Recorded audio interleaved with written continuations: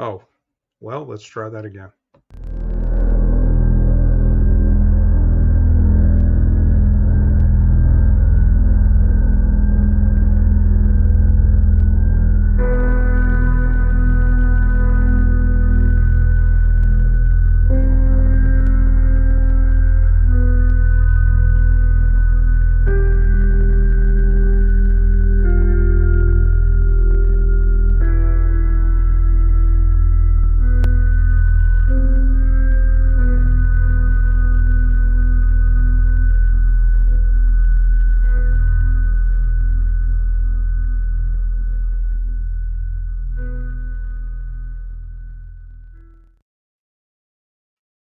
Hey guys. Well, hello. Sorry about that. All kinds of technical difficulties as we're here in the new room trying to get everything worked out. But thank you guys for joining us. This is another episode of True Crime, Myths, Legends, and More. And I'm Jeff. This is our very first episode post stroke that we're getting ready to do. Our April 1st episode that came out a couple weeks ago was actually recorded before all of that happened. So this is our first episode since then, and I am just when this drops on Tuesday, it will be 3 weeks post stroke. So this is about 2.5 weeks right now. We were actually originally supposed to have done this interview the day after the stroke happened because it happened on the 25th. We were supposed to record this episode on the 26th, and Andrew was very, very nice and willing to push it out because he had seen what had happened with me, and so I'm excited to get back at it and be able to bring some of this content to you guys. But today we have Andrew Dodge with us, which consequently, now that I'm thinking back and looking at everything, I think was the first podcast that I was on when I started doing true crime stuff. I think he was the very first one that I was on. If not, it was really really early on, and I've been on Unforbidden Truth several times since then. And Andrew has always been there and been very supportive of all the stuff that we do here. I've always been very grateful for him because I've always loved what he has done with his podcast. And, he does a lot of interviews with people that are incarcerated and done some really, really consequential ones that have been really, really fascinating. So without further ado, we'll bring Andrew on here and we'll talk about some of that stuff. So let me bring him up here. All right. Hey, how's it going, Andrew? Hey, I'm good. How you doing? Fantastic, man. It's weird to see you without the beard. Yeah, I know, right? I know, right? It's getting a little warmer, so I figured I would chop it off and keep it I chopped off for the summer and I spring. know. I feel like if I need to shave a little bit and trim it up because spending a week in the ICU and everything is yeah, the facial hair doesn't stop growing, and here soon I'm going to look like a gorilla. So I'm going to have to trim it up here in short order. But yeah, man, how's everything going? Everything's going good, just same old going at it. I'm glad to hear that you're doing much better, and I'm glad to hear that you're okay. And I know, I work in the healthcare field, so I know strokes can be very hard on the body. So I'm glad to see that you're recovering pretty good. Yeah, I was very fortunate that I apparently had more than one stroke. I didn't know that until I went to my doctor. But both of my strokes were in my cerebellum on the left and the right Um, side.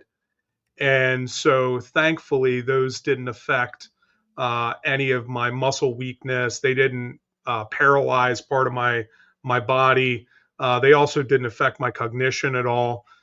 They did affect my balance pretty significantly. So I have a walker now that I walk with, and oh, that's good. until yeah, and I found out I went to occupational therapy this week for my first appointment, and they determined that the reason why I'm still experiencing all the dizziness is because my eyes are not working together.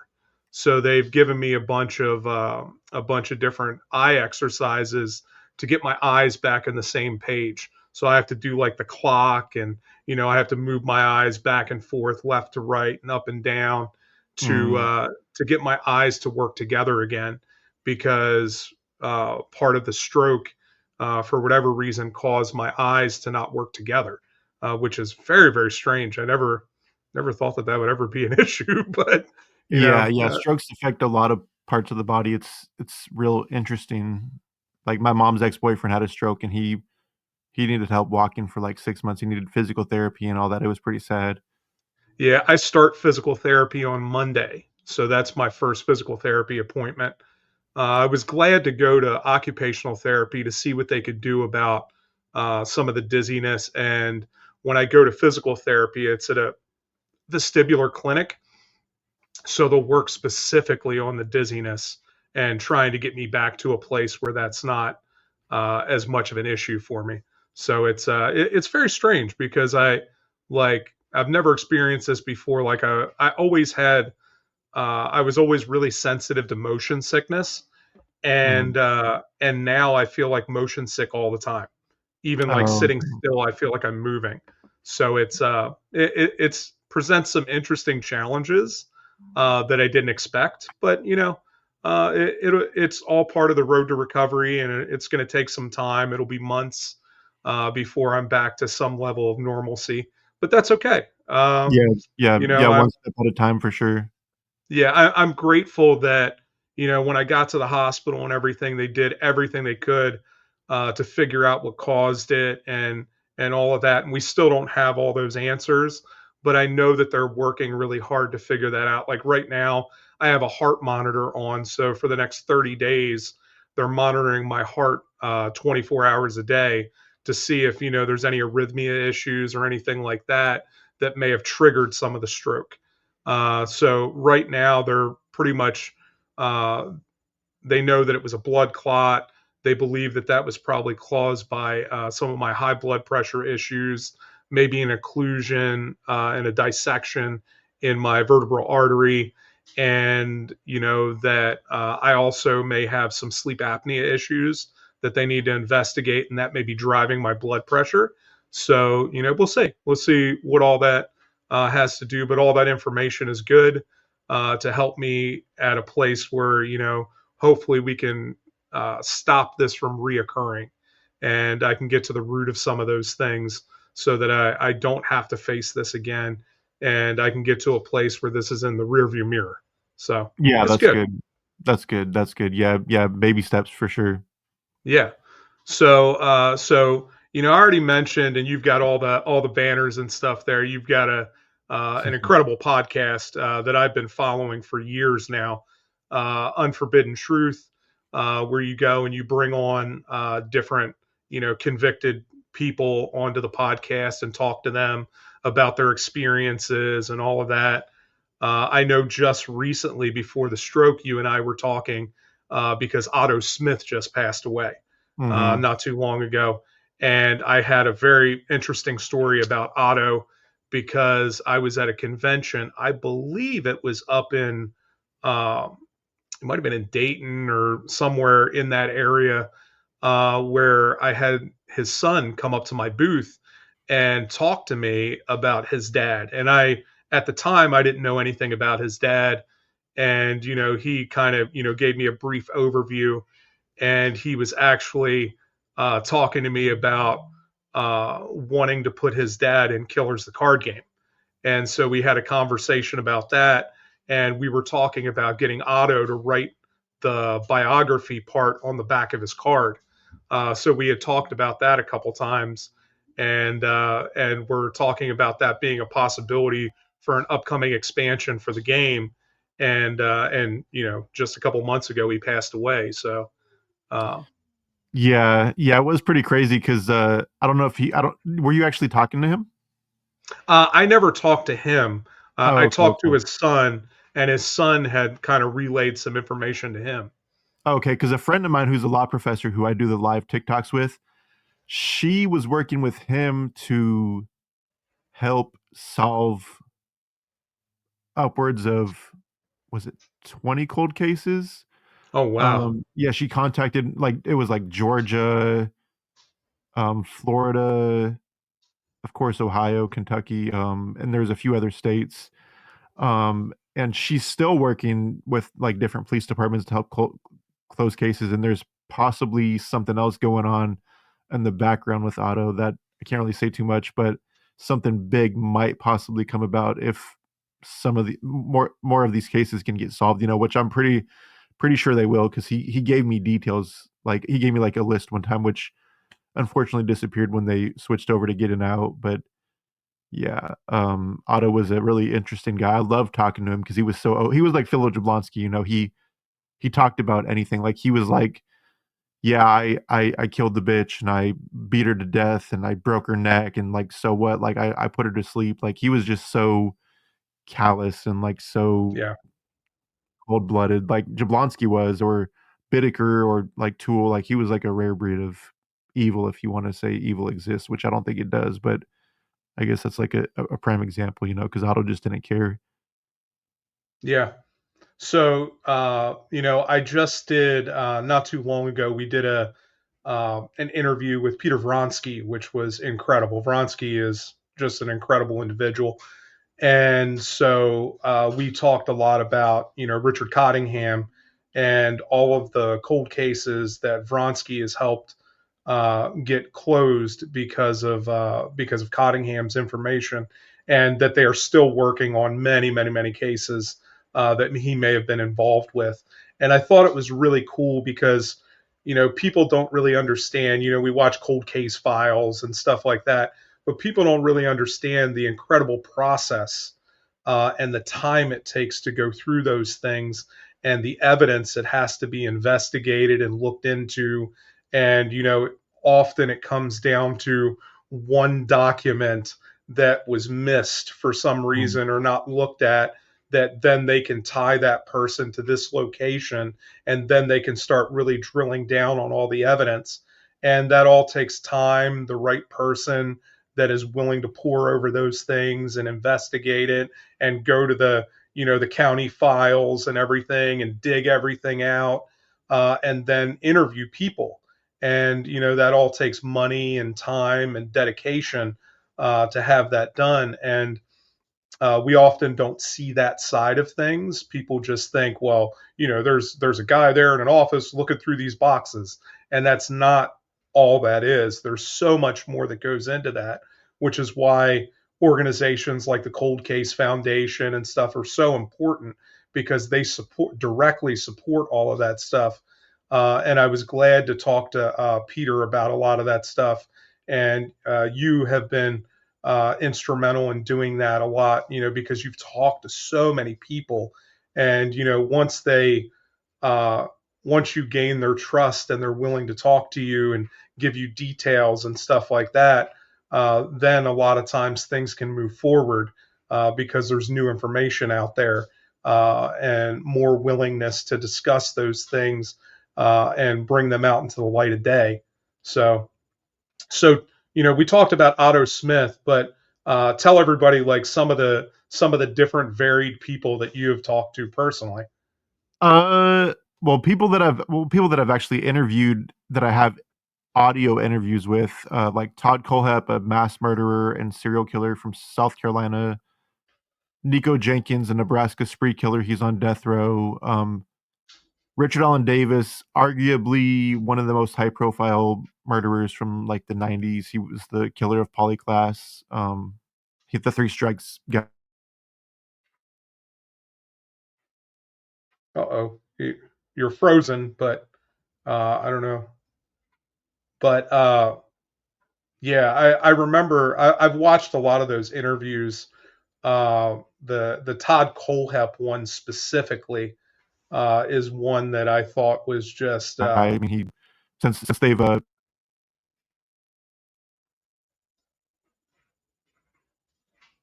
well, I can see you again, but now I can't hear you.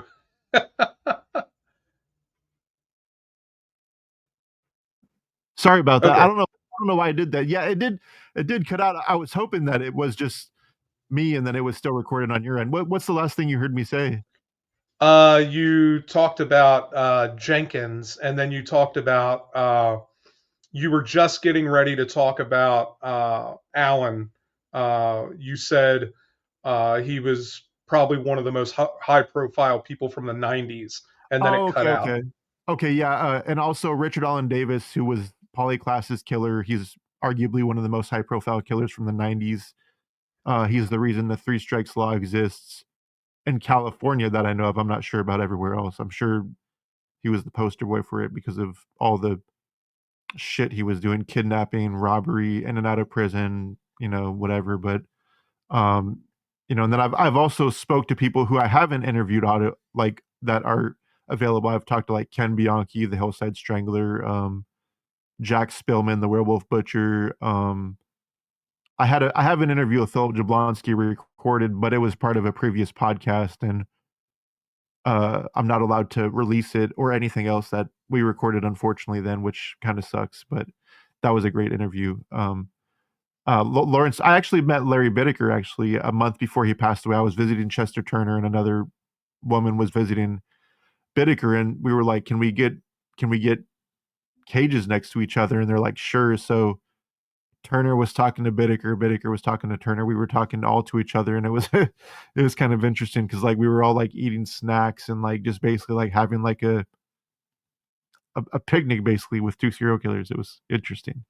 Well, and in my own personal collection of stuff, I have some stuff directly from you, and one of those things is a psych report from Lawrence Bittaker, Oh yeah, yeah, that's really and cool. yeah, that. So I just got. I haven't received it yet. It is coming in the mail, but I have a book that Bittaker was working on, like the first like 100 pages that he was writing, and it's all in his own handwriting. And I've got that on the way, which I'm going to put with the psych report that I have, and so I think that's going to be really really cool. I think you're frozen again. There you go. Yeah, Remove. sorry, There sorry. you I go. don't, I don't, I don't know why it keeps doing that. I never have any problems on like Zoom or anything like that. I don't know if it's the connection. I mean, it's kind of windy outside. That might be why. Oh yeah, But yeah, that psych report's really cool. I was hesitant to sell it at first because it's really cool, but I'm not gonna keep this stuff forever. But yeah, yeah, Bittaker's case is really interesting. I think Bittaker is one of the most sadistic serial killers to ever live. Like him, Fish, and absolutely. like yeah, there's nobody that really compares to Bittaker and Norris. I mean, what they did to those women, they taped it Yeah. too to get off on it. Like that's Yeah, and so there are only like two things that really fucked me up when I was listening to them. One of them is the audio from David Parker Ray, the tape that he would play his mm. victims, and then the other one was the Lawrence Bittaker and Roy Norris, and when they were torturing and killing the one girl. I've heard that audio, and that was Oh wow, really? really, really awful. To Huh. just hear what they were saying to her, Bittaker is like, bitch, you like it, as he's literally twisting off her nipples, and she's screaming, and I thought, what in the fuck, just the things that they were saying were just horrific. Uh, you know, very very few things keep me up at night. That was one of them. So I don't know what's going on. But yeah, so for those of you that don't know, Lawrence Bittaker and Roy Norris were named the Toolbox Killers. There you go. You're back. Yeah, that's crazy that you've heard that audio. I didn't realize that any of that was out there. I mean, there's transcripts out there. I know that Yeah. of stuff, but yeah, I don't know if I'd be able to listen to any of those tapes honestly because I'm pretty squeamish. Like, oh, like believe it or not, I'm squeamish. Like you can like I can watch videos and stuff, but if I hear I don't know if I heard something like that, I'd probably throw up honestly. Like I know I'd be like that juror that walked out the room and just threw up. I think I only listened to maybe 30 seconds of it, and I couldn't listen to any more. Yeah, I It bet. was so horrific, and I know that that is one of the things that they use when they're trying to desensitize agents. Mhm. They make them listen to that, and it is horrific. I remember the series that you did with Todd Colehep, Mhm. and that was incredible. I mean, uh, Todd is for sure, and I talked to Dennis Rader. You know, Todd is probably one of the most narcissistic humans I've ever heard. Mhm. Uh, it shocks me how like to this day he still feels like he was justified in the Superbike murders because of what they did to his bike, and I'm like, this guy, man, yeah, and I mean, I know people that correspond with him and do artwork with him and stuff like that, but man, just which is ironic because I just had somebody send me a bunch of pictures and dirt from his property, like Hmm. sitting next to me right now. That's funny. Yeah, Todd is an interesting guy for sure. That interview is great. Like he told me he's like nothing's off limits, and I was like nothing absolutely is off limits, and he said no. So I was like, okay, can we go for like 4 hours? And he's like, sure, yeah. And I'm like, okay. So I literally asked him every single question I could scratch my brain to think of, and that's why it was so long, you know.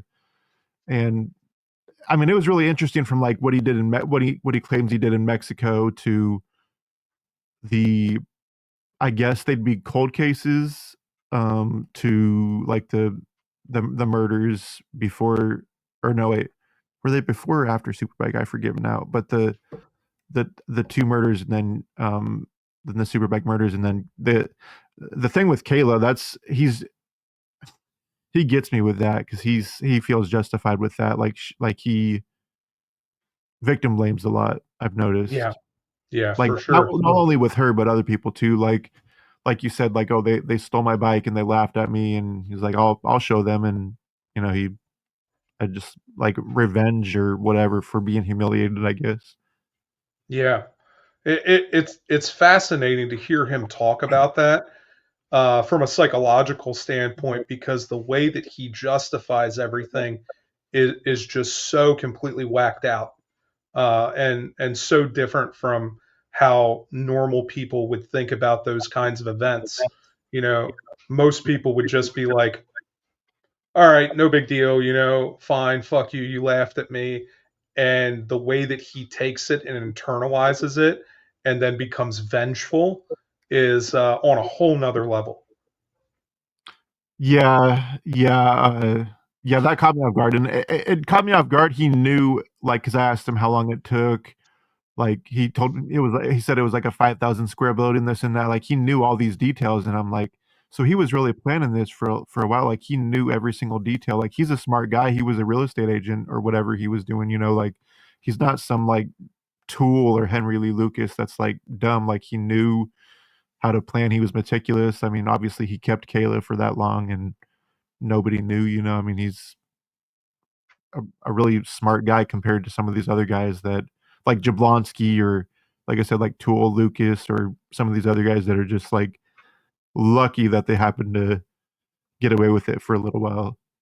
You know who he reminds me of, which I hadn't thought of until now, but if you listen to like some of the stories that Arthur Shawcross tells Mm. about like his military background and the things that he did, uh, Colehep reminds me of that. This very kind of like bodyguard, secret agent that he has this like level of training, and he could get in there and efficiently do all of these things. It's fascinating. Right. I've always questioned the Mexico thing because I'm like, I don't know. I mean, it seems kind of far fetched, right? I mean, killing drug traffickers and dealers and stuff like that. Like, I mean, I guess it could be possible, but I don't know. Like, why would Americans be doing that? It'd be more like the border patrol or cartel killing each other, I don't know, something like that, like, just seems kinda weird, but, I mean, anything's possible, I guess. Well, it's funny because I knew a guy who was involved in some black ops stuff down there in South America, and in the mid '90s he was down there, and he told me all these stories and stuff about his time down there and the things that they had done and clearing out drug camps and stuff like that. Mm. And then several years later, I was at an event, and one of the medical staff was there, and we were doing an endurance event. And this guy mentioned he mentioned the unit that my friend was in. And so after the event, I went and I talked to him and I said, "Hey, do you know such and such?" And he said, "Yeah, I do." He was like, when I came in, he was like a month or two from getting out, and we spent a bunch of time together down in South America. And so I asked him, I said, "Is any of that stuff true?" And he said, "Yeah, all of it." He said, "We did some wild shit down there." And, it was so strange that, I got this confirmation from this, you know, un, unsolicited source just one day out there, this military guy who was, doing medvac stuff for the military, was part of all of that. And it was just like, all right, so apparently there are a whole bunch of things that we don't know about. Right, right. Yeah, I'm sure the military does some crazy shit that we don't know about, like some crazy missions that I'm sure we shouldn't probably even know about because I'm sure Yeah, they kill innocent people all the time. So I'm sure, crazy shit happens like killing drug lords or cartel yeah. people or, whatever. I mean, So I remember you did an interview with an African American gentleman, and I remember it was that interview is wild because that dude is like completely like in an alternate universe, like he lives there, and I don't remember who that was, but oh, was it Joshua Rudiger? yes, is the Yeah, Rudiger interviews. yeah, That is he's some, schizophrenic. I'm like I'm willing to bet money he has some type of DD, developmental disability because he's in a medical facility and he's been taken advantage of from what I've been told. He's like from other people that I've talked to him, like he's been raped by other inmates. He's been like mm, they've stolen his commissary, they've like beat him and like basically made him into like a sex slave. Like he's told me before, like he doesn't really like doing what he does, but he has to. And I'm just like, that's fucked up because he's a schizophrenic. Like he's so far gone. He believes he's a yeah, year old vampire. He's a ninja. He was hit by a train. He was brought back to life in the morgue. He's like a Frankenstein, and he's the Antichrist, and all this like wrapped into one. I feel really bad for him. His Dr. Catherine Ramsland actually, I interviewed her and I was like, I mentioned him, and she's like, she mentioned like, oh yeah, his parents were his mother was a prostitute and she gave him up for adoption, and I'm like, how did you know that? And she's like, I've done deep dives on him, and I'm like, I had no idea. And I asked him about it, and he said no. Of course, he's like his mom is a uh an Egyptian goddess, and his dad is like a warrior from a samurai warrior or something like that. Yeah, I feel really yeah, bad. But that guy's case is he just killed somebody in prison in 2020. Like I don't know if you've listened to all the interviews, but he talked about that. He claims the guy was wanting to be sacrificed. oh yeah, He yeah. he killed him, and then I said, "Did you do anything after he was dead?" And he's like, "Well, I made out with him a little bit," and then he laughed, and I'm like, "So technically, that's necrophilia? I mean, if he made out with a dead body, I mean, so yeah, he's a really interesting guy." Yeah, that is probably one of the most wild interviews I think I've ever heard, Yeah, ever done. It is, if you guys want to check out an interview with somebody who is way, way out there, it is fascinating to understand the things that are going through that guy's mind yeah, all the and time. It is, the crazy thing is he's medicated too. He says that he gets they tell him it's to boost his immortality, but he gets a shot every 2 weeks, of like wow. psychotropic medication or something like that. Because That he's like, "Yeah, they give me shots and it makes me makes it so where I'll never live, well, I'll never die. And he said he had stomach cancer, and it just ran right through him, and he got healed. But then he's losing a lot of weight. So I'm like, the cancer's probably still there, buddy. You know, so Yeah. Boy, that's wild to think about. This guy is on medication and he's still that far gone. yeah, Imagine what was going on when he was unmedicated, and you see that in people like Richard Chase. Is a hmm good example of that. This guy was in 13 mental institutions, and he seemed to be doing well when he was on his medication, but then for long stretches at a time he would be off his medication, and they couldn't control when he was on it and when he wasn't. And then when he was off it, he would start going around and killing people.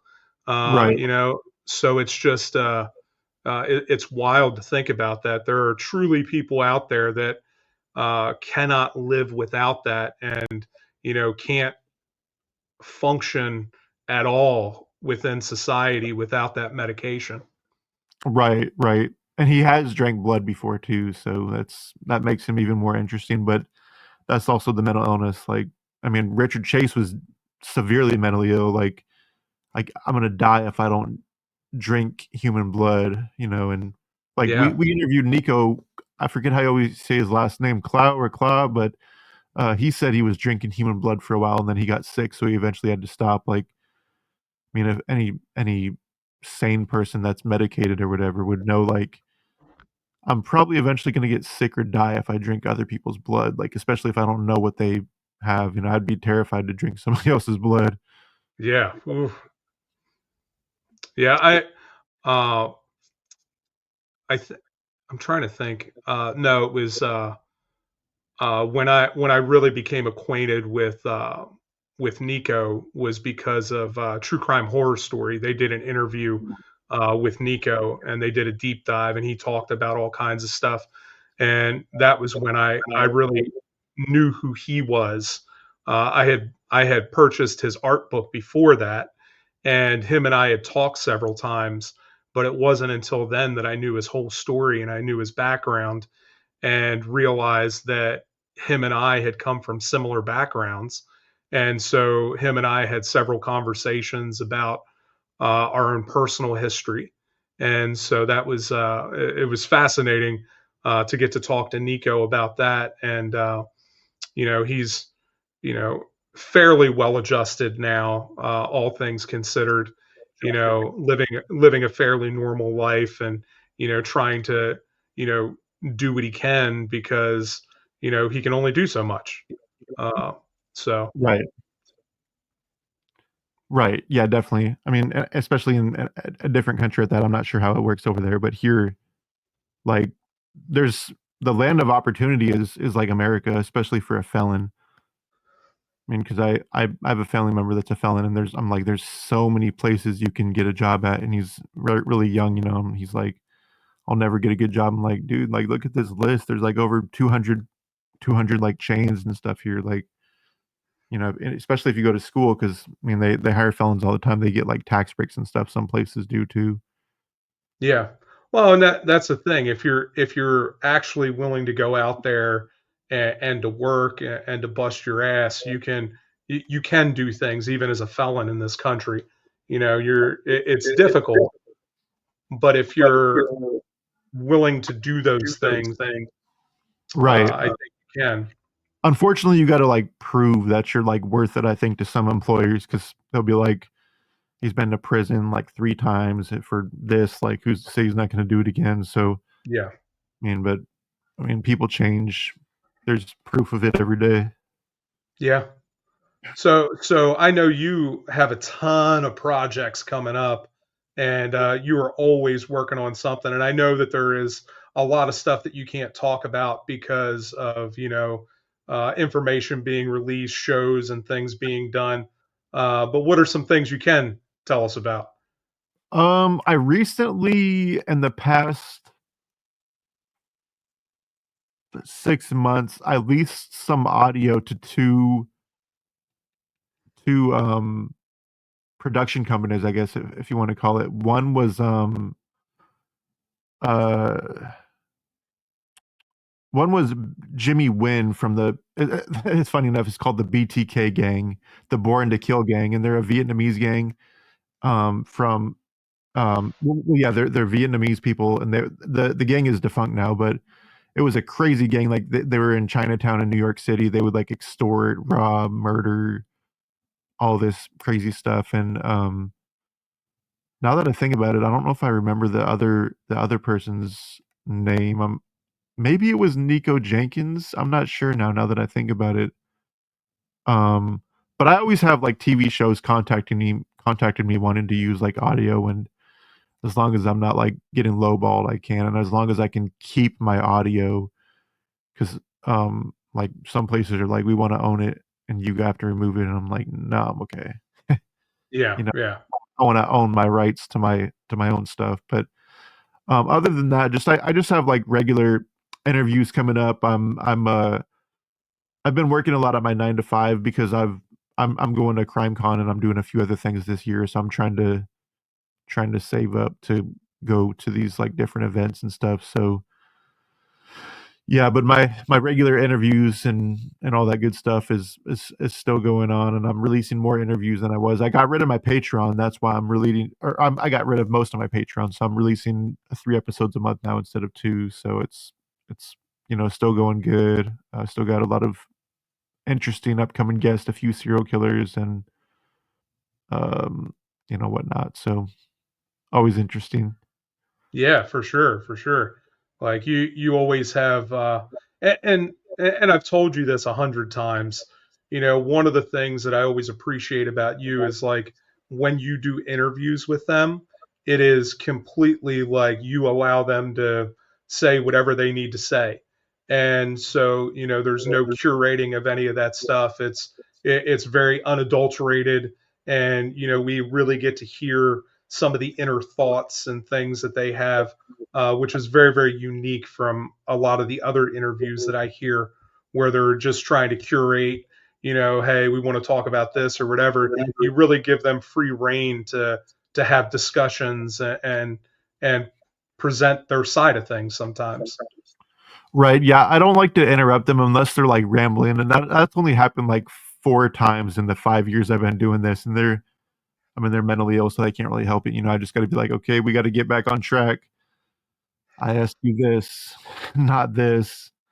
But, Yeah, for the most part, I just like to let them talk because I don't like to interrupt them or I don't like to give, like, analysis, say, like, "I think this person's a psychopath," or, "I think they did it this or that," because that's how your name gets mudded in prisons, like, "Oh, this person's just out to make you look bad worse than you are," which I've never understood that. How can I make you look bad when you've raped and killed and mutilated women and children? Like, I can't make you look bad. yeah, You're pretty you already bad. did that. Yeah, Yeah, yeah, but so crazy. yeah. Cool, man. So, any other big plans for the podcast or anything else? Well, fingers crossed that, I get to podcast row at CrimeCon. They don't announce them until 2 months before CrimeCon starts, which I think is kind of odd, but I guess that's their policy, but I'm gonna get a ticket anyway, and, I'm hoping to be on podcast row, but if I'm not, I'll still be there, and there's, like, So, 20 people I'm meeting up with, and there's a lot of people I wanna meet that have tables and stuff there, and I've always wanted to go to CrimeCon, and it's in Aurora, Colorado this year, crazy enough. yeah, So, like, I'm gonna go to Littleton, like, yeah. Columbine, the movie theater, and John Benet Ramsey House, like, there's a lot of locations within, like, an hour to go to, which is pretty. So my name is in the mix too for speaking at CrimeCon as well. So I've talked to them a couple times about that, and just like you said, they don't release anything, and they really don't tell you anything until a couple months before. So I'm just kind of waiting to see what's Yeah. going on there. Who knows? But if I'm up there, we will definitely have to take some rides to a few places. Yeah, yeah, definitely, definitely. Would you be speaking about the card games? Yeah, I would there's a bunch of different topics that I pitch to them. I do a lot of talks on serial killer psychology now, and the whole, because of the book, the whole true crime myths and legends has become a thing. People like me to talk about that a lot. So things like that. We pitch some different ideas. That's cool. That's awesome. Yeah, I can't wait to go to CrimeCon. There's so many people that I want to meet there, and I'm still hoping Dr. Ramsland will go. I asked her, and she's like, they haven't invited me yet. And I'm like, they better, because I really want Yeah. to meet you. So me and her have had several conversations. Actually, when I created the Profiler, is one of the games that I released last year, and so she was kind of instrumental when I needed background information on that. I actually contacted her and asked her, I was like, you've written like 100 books on this topic, like you were the like The world the is real. yeah. Yeah. And I was like, so what would you suggest that I use for background information as I'm looking up all this stuff and trying to put this together? And she suggested several different books that she had put out. And so I have all of those now in my library, and used a bunch of those to really develop the game. And so it That's was cool to awesome. have some background from her, and some dialogue from her. That's awesome. I have like 20 signed books on my bookshelf from her right now. I even have Spree Killers, which is signed by both her and Mark Safaric, which is like my favorite book on my bookshelf right now. Oh, that's cool. I don't have that one yet. The one that she really recommended to me was the Psychology of Death Investigations, and I, Mm. I do have that one. It's really, really good. Yeah, I Um, eventually need to get all the other books signed by her, but some of them are like expensive. Some of them are like, like textbooks or whatever. So, yeah, but I love Dr. Ramsland. She's amazing. Her, the late Dr. Stone, Dr. Gary Bricado, Dr. Lee, like they're all amazing. yeah, yeah. I have Dr. Stone's book. Yeah, I do That book too. is Yeah, that he book is personalized it incredible. to me, when I was doing this podcast with Chris Duet, we interviewed them, him and, Dr. Ricardo, and they both personalized and signed it to me. That's one of my favorite books too. I'll never get rid of that. I'll, like, be buried with that. Yeah, yeah. It's a great I book. love Dr. Stone. He was such a sweet old man, and he was such a sweet guy, and he was so passionate about what he did, like, that I won't forget that interview he did with Tommy Lynn Sells. Like, they were behind glass, and he told Tommy Lynn Sells, like, I guess they have this glass between us, so I won't come over there and hurt you. And Tommy Uh, Wiseau's just laughing. Dude, it's funny. I've heard so many stories like that, because I talked to Bill Kimberlin a bunch, Oh yeah, and he's because amazing. oh, he is incredible. And so, he has a lot of stories like that, going in there and sitting and talking to these death row inmates, and, just the funny little moments that happen, because, you're sitting there talking, and you have to break up the seriousness of the conversation. So you might say something like that, and it really gets them to laugh and kind of open up, because they're like, what the hell are you talking about? You know? Right. You want to hear a funny story? You know who Jack Spillman, the werewolf butcher, is, right? Yeah, yeah. So I didn't know what he looked like, and I went to visit him, right? And I'm like thinking to myself, what does he look like? So he doesn't know what I look like either because I didn't send him a photo. So this dude is walking around, he's like 6'2", and I'm like, that's got to be Jack. So he came over to the table. He's like, Andrew, and I'm like, Jack, and he's like, yeah. I'm like, oh, nice to meet you. And I was so awkward because he was walking around the hall visiting, and it was Walla Walla, so it's huge, and I'm just like, oh my god, I feel so embarrassed. Oh man, it's funny to have that happen. Like, you got like Lurch walking around looking for you. Right, right. Yeah, it was pretty funny. I was like, oh my god, that's hilarious. So, like, yeah, give us some more of that, like some of the crazier experiences, or funny or whatever. The first time I met Philo Jablonski in San Quentin, he put his hand out to shake my hand, but his hand on this side and this side was covered with sores, and it looked like one had just got done drying because it was like dried blood on there. So I went Oh, like this, and I grabbed his arm and was like, "Nice to meet you," because I did not want to touch his hand. And then when he was eating, he just it was nasty. Like his breath stank. I could smell his breath from across the table, and I was just like, ugh. Like Jablon Golly. he was as nasty as he seems, and like there was a black little girl. She must have been 4 or 5, right? And she went back in this room with her parents, and he's like, "You see that little, you know, word? If I went back there with her, I'd have a fun time with her, and she wouldn't come out alive." And I'm just like, and then he kept saying the N word throughout our visit, and there were two.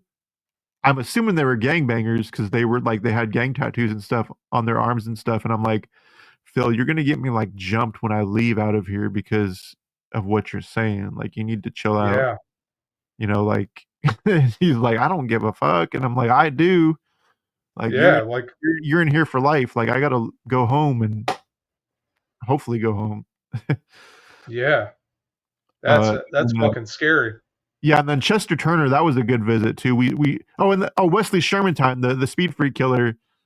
You wouldn't believe, but he never heard of Candyland, right? So I was like, "What game do you want to play? Chess, checkers?" He's like, "Chess." I'm like, "Oh, there's Candyland." He's like, "What's that?" I'm like, "You never played Candyland?"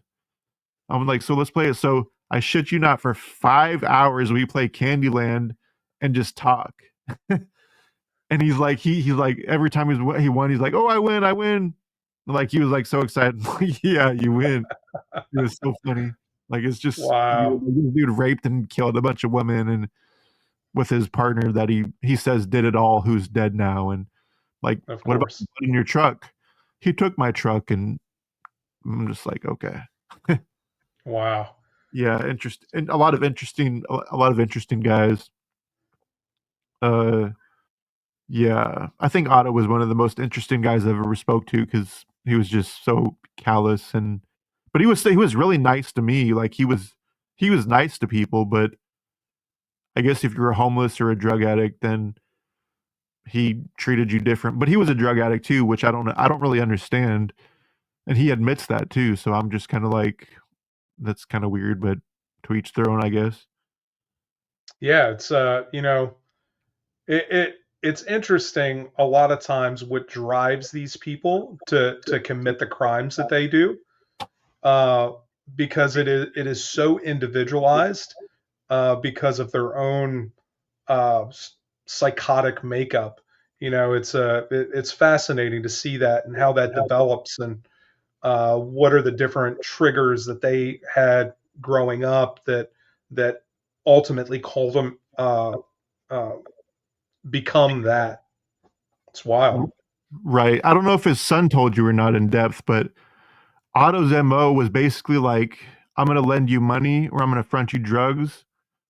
And if they wouldn't pay him back, then he'd be like, well, that's a reason to kill them. So I'm going to kill them. Like he told me that multiple times that many of his victims he lent money to just to have a reason to kill them, which So is like, which is like the most probably psychopathic thing you could do. Like, let me set this person up when I know they're not going to pay me back so I can kill them and say it's justified. yeah, like, hey, don't give me a honey bun. Right, right. Yeah, like yeah, he was a different breed of something else. Wow, crazy, crazy.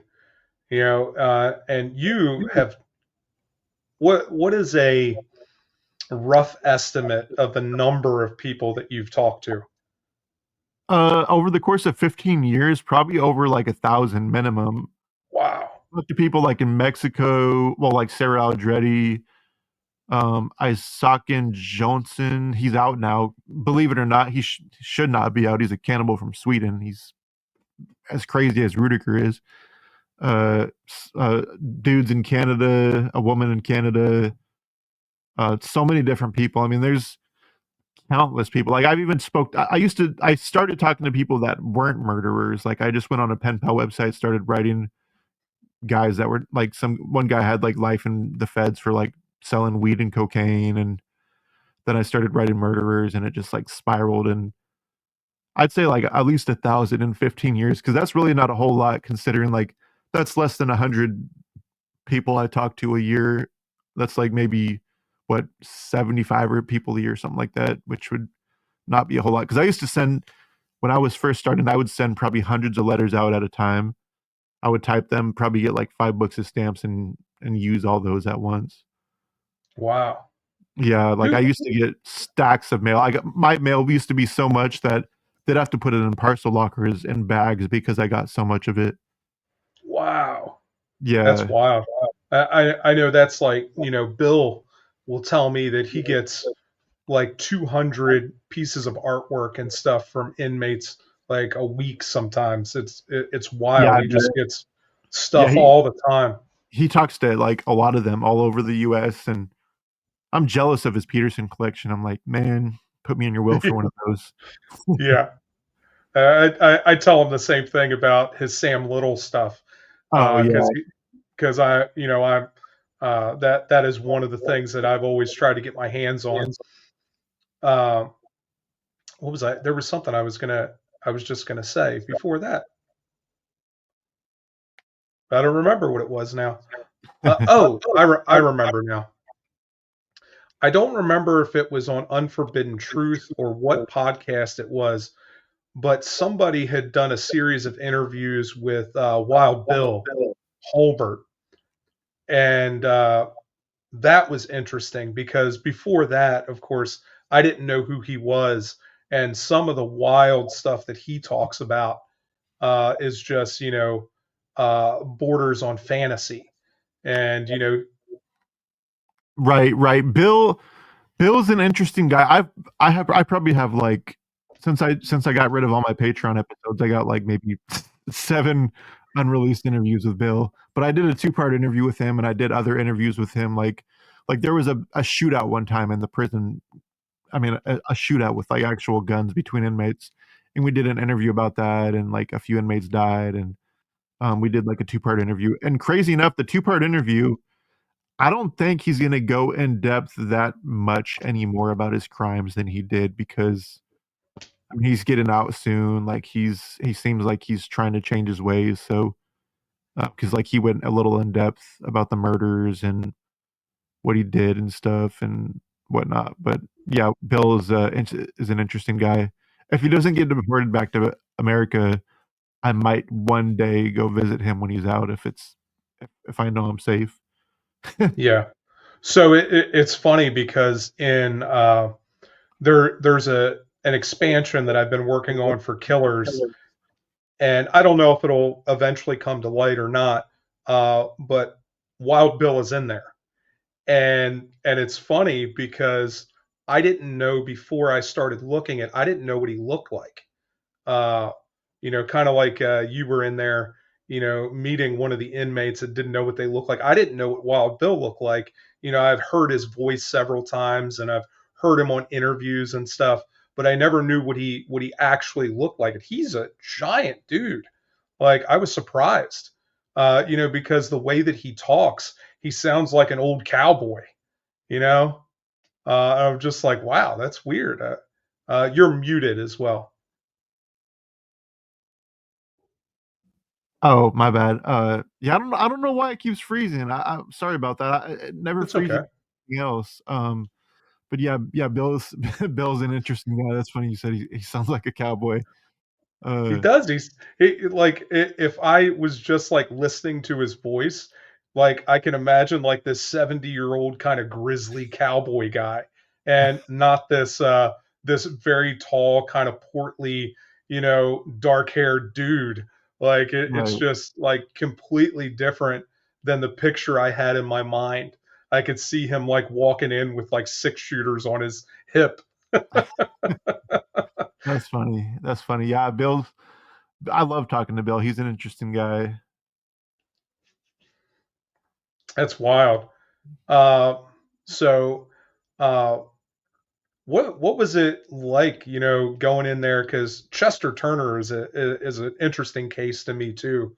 What was it? You mentioned that it was really interesting talking to him. Yeah, he'll hate me for this because his pen pals listen to my stuff, but I don't care. He told me I asked him about the murders. He'll tell people he's innocent, but on the phone when it's recorded, but he told me in person that basically he would get high with these women. They'd have rough sex sometimes, and it would just get a little rough. And he'd be like, you know what I mean? It just got rough. You know what I mean? And I did what I did, and I'm just like, okay, so you like rape them or whatever? And he's like, no, they would. He said that they would give him drugs for sex or whatever, and he'd be a little rough, and then he'd like beat them to death or whatever, or strangle them or whatever. And I mean, he had fit. Uh-oh. So yeah, it's I think it's amazing when you sit there and talk to some of these people in their more vulnerable moments. They will say things that the the real story will come out. There you go. You were moving there for a second. But yeah, the real story often comes out, and you get to hear those things. There you go. There you go. Or not. Can you hear me now? Yeah, I can. Okay, okay. Sorry. It keeps delaying for some reason too. So I'm trying to like listen real time and not like it sounds like I'm talking over you, but it's like a few seconds delayed, I think. But yeah, yeah, Chester Turner, he was an interesting visit. I walked out with his ID, his do you say is it Khufu? His little hat, like it's Oh, like the Kofi. Yeah, yeah, Kofi, yeah, his Kofi and his wooden necklace. Uh, yeah, I walked out with those 3. I walked out with his hat on my head, and then the necklace around my hat, around my neck, and then my ID in my pants. And I got out of there with all of it. I heard recently that a woman who visited a lot of death row inmates a lot got caught smuggling out an ID, which smuggling's not the right word, but I guess like they found it and she's like banned from visiting that prison now, which is Oh wow. crazy. Yeah. Yeah, pretty Yeah, crazy. IDs are really collectible to people. Like I have Otto's ID. He sent it like 2 months before he died, crazy enough. yeah. Um, but Which yeah, is so weird because they restrict that from you walking out, but don't restrict it if they send it through the mail to you. right. Well, they have to like sneak it out. Like I always yeah. Yeah. Yeah, they gotta do it a certain way to get it out or else because like Yeah, they shake the envelopes and stuff usually to make sure anything falls down and yeah, there's ways that inmates get things in and out of prison, I guess. But it's hard nowadays because a lot of prisons are stopping mail completely and just going to digital mail, which is probably going to be safer for the institutions, honestly. Less yeah, overdose yeah, and stuff. yeah, for sure. I mean, ultimately that's how I talk to Dennis is digitally. So we talk through the app and stuff, and he'll message me every once in a while. He must not have had his iPad recently because I haven't heard from him and since I had my stroke. I did message him and let him know that that happened. And so the last time I talked to him was a couple days before his birthday, which was not that long ago. He just turned 70 or 80. He Hmm. no, it must have been 80 because he said he was an octogenarian now. Yeah. So Isn't he like dying slowly? He's like in the hospital, right? yeah, he's in the hospital wing now. The last time I heard it was because he like broke his femur or something, and he's Hmm. been recuperating in the hospital. I have not heard that he is terminally ill. That I have not heard, Oh, okay, okay. but he's definitely for the last several months been living in the hospital wing. Hmm. Yeah. He's probably one of the next ones to go because he's like one of the we call the golden age. I think him and Kemper Yeah, and Ridgway, I think they're the only 3 left from his era, if yeah, I'm not mistaken. Oh, Randy yeah, Woodfield. yeah. And everybody's been predicting that Kemper will be the first to go, Yeah, but yeah, I know an inmate at that prison, and I'm like, "Get him to call me." It's Luis Bracamontes. He killed 2 cops during a crime spree in California, and he's at Vacaville, and he's like, I saw him the other day, but I wasn't able to talk to him. And I'm like, next time you see him, like make it a mission to talk to him and just slide him my number. I'm sure he won't Yeah. call, but it's worth a shot, you know. Yeah, I think last time I heard he's largely nonverbal. Oh, really? Yeah, that's Yeah. crazy. Is that just because he doesn't want to talk to people? No, I think he had a stroke.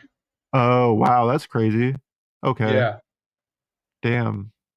Yeah, that's wild. I've always wondered what it would be like for in their prime for him and Jesperson to go at it because they're both like giants. Yeah. Wow. Imagine being in a room and watching them fight. Golly. I feel like that they would decide not to fight, but they would decide to fight everyone else. Yeah, just going to like a two-man killing spree. Yeah, that would be Uh, crazy. wow. It'd be like Double Dragon. Yeah, Wow. Cool, man. Well, we've been on here a little over an hour. I know you have a ton of stuff to do, and I appreciate you spending time and us getting to talk. I always enjoy talking to you, whether it's on here or on Unforbidden Truth. We always have a good time talking, and I look forward to getting together face to face one time. We've been talking about it for years now, and eventually it'll happen. So yeah, let everybody know how they can find you and anything you want them to know. okay, yeah, I'm on all podcast platforms. It's just Unforbidden Truth podcast, Spreaker, Apple Podcasts, YouTube, Spotify, etc., etc. And yeah, thank you for having me on today. I'm glad you're feeling better, and I'm hoping that your recovery goes good, you know, slowly but surely. Yeah, yeah, it's going to be some time, but it keeps moving forward every day. I am grateful for this platform. I'm grateful to be able to, have all my faculties where I can still do this and I can still connect with people and do what we do here because it's a really unique opportunity that has not always been out there and available for people. And yeah, it's really cool. For sure, Cool, for man. sure. All right, brother. Is there anything else you want to say before we go? Nope, that's it. I think that's it. Thank you again, and yeah, just let me know when this comes out, and we'll talk soon. Yeah, absolutely. It will be out for sure next Tuesday, but as soon as it drops, I'll send you the links. And yeah, send me any links that you want me to attach to the notes here so that people can find you and get to all your stuff. Okay, all right, yeah, I'll do that. I'll do that right now. Actually, I'll send you my link tree. Yeah, yeah, yeah, for sure. All right, man. Well, thank you, thank you. I appreciate it. All right, thank you. You take care. All Okay. right, cool, man. See you later, Andrew. All right. All right, guys, thank you so much. That is another episode of True Crime Myths, Legends, and More. If you guys get a chance, go check out Unforbidden Truth. It is an excellent podcast.